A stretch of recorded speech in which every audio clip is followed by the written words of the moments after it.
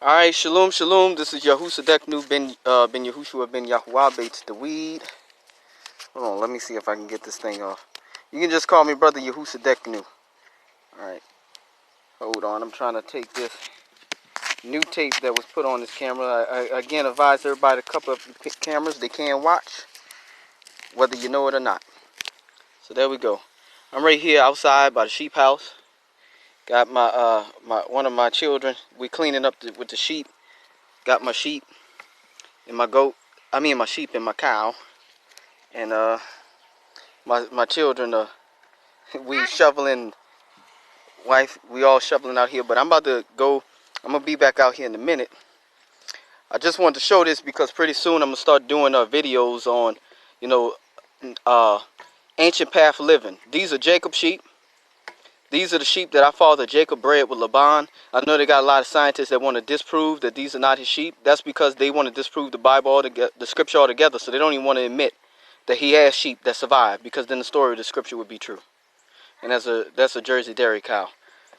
I also have goats and chickens. I had quails and doves, working on getting them back. Had a turkey and a dog, but working on getting some of those things back. All right, so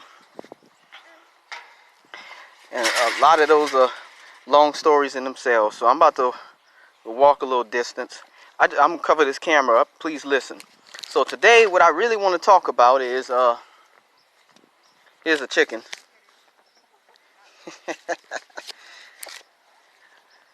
What I really want to I'm showing these things because when it gets down to it, I'm gonna start doing some things on living the ancient paths. Other people call it OFFGRID. I'm saying that because I don't want to bring no tags and no alerts to this channel based on that. But I call it ancient paths of living because the scripture says, follow the ancient paths and in them you shall have rest. Okay, so I'm back in my car now. Scripture says, follow the ancient paths and in them, for in them you shall have rest. So we try to follow the ancient paths. We're not just trying to live OFFGRID and live outside the electrical system. We're trying to do things the ancient way. Now, we do want to do that too, because we don't want to be reliant on the Gentiles. When you're living according to Deuteronomy chapter 28, verses 1 through 14, you're being the head and not the tail. You don't want to rely on them for certain systems, that if they power go out, then what you doing is you running trying to see when they going to turn your power on. Okay? You have to pay them for this and pay them for that. You don't want to be like that. What you want to do is you want to trust on the Most High for everything. You don't want Caesar to be your king, like the Pharisees betrayed the Messiah and said Caesar was their king. Well, Caesar's not our king. Yahushua is our king. And that's another confession that our people have to make, that our king is not Caesar.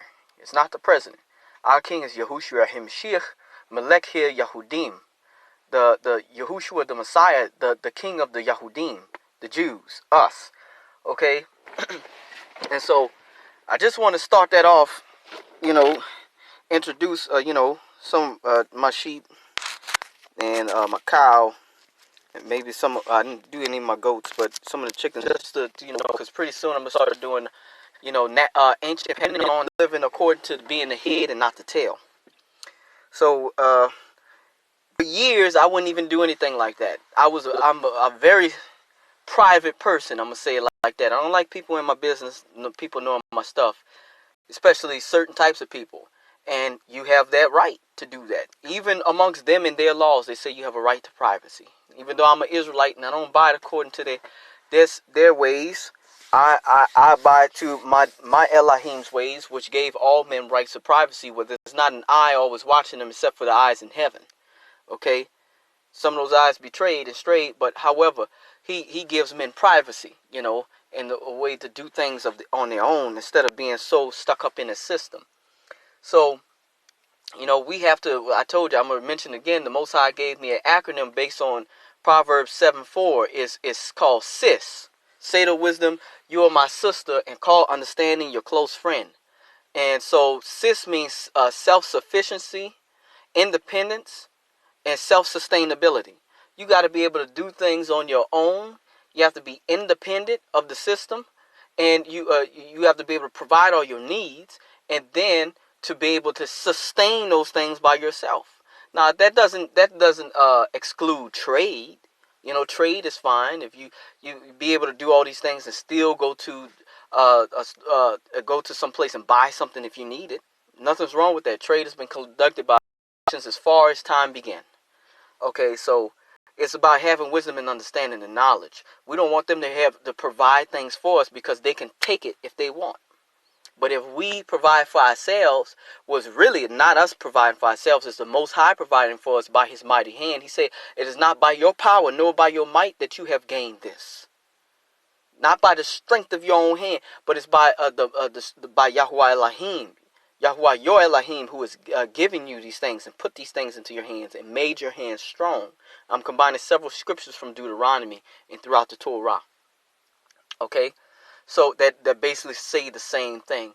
So when I talk about ancient paths living, I'm talking about living the way Abraham lived, Isaac lived, Jacob lived, David lived, and others from the scripture, and Joseph lived, and not being dependent on these people, being self-sufficient, independent, and self-sustaining. Okay, but at the same time, we want to be careful. We don't want to get looped in. They got a whole lot of, we don't want to, as Israelites, we want to create our own category. We don't want people to put us in a box. Yah has created a category for us and we sit in that. We don't want to be conspiracy theorist, okay? And I spelled it because I'm not trying to let tags go off in a system. I know people that used to work for certain agencies and they've told me that these people do get, I knew somebody whose job it was to listen in on calls. And so the certain words, they go off, okay? And so we don't want to be they say TRUTHERSs. Nothing wrong with some of that, but we don't have to fit into their categorical terms. We're Israelites the way we're doing. We're not cultists, okay? That's not us. That's not our culture.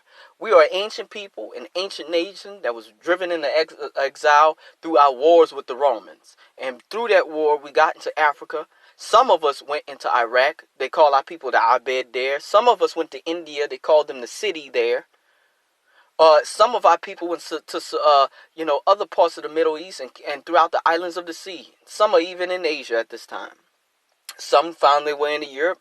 Some found their way into Africa, like the Yibir in Somalia, who the Arab Somalis call, or the Somalis who are Muslim call Abidim, slaves. They actually call them Hebrew slaves. And they still know they're Hebrew, but they don't associate with it. They keep the slave roots. I mean, keep the slave roots. They keep the Islam. Like the Falasha in Ethiopia, and the Fareshmura, who were sent on air, who were lifted back to our land by some of those people who are claiming they're Jews, but lying or not, but are the synagogue of Satan, with their star of a pagan idol hanging on their flag. If you don't believe me, read Revelation 2:9 and 3:9. Some of them have Israelite blood, but some of them are truly the synagogue of Satan and not Israelites. Like the Limba, who fled to South Africa. Okay, like the people of Madagascar, who still hold to this day. They in the Limba and the Falasha in Ethiopia. The Limba from Zimbabwe. The people of Madagascar, the people of Zimbabwe, the Limba people of Zimbabwe, and the Falasha in Ethiopia all remembered their Yahudim. Like some of the Yahudim, like the Igbo in Nigeria, or the Ashanti, some of the Ashanti people of Ghana. Okay, some of the Ghanaians believe that and know and remember and have not forgotten that they are Israelites. Some people in Congo and Sudan, and some of our people were taken over here. So we're an ancient nation of people that were scattered abroad, and we're reawakening as the prophecy says. And there are false people who have claimed to awaken before us. Some of them may actually have blood. Many of them are of the synagogue of Satan and are not true people at all. True people of the book at all. Not the true Yahudim, neither are the Yesher Elim, Israelites. Hold on one second. Shalom, family.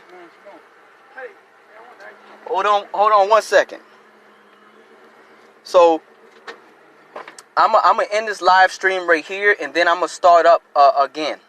All right, shalom.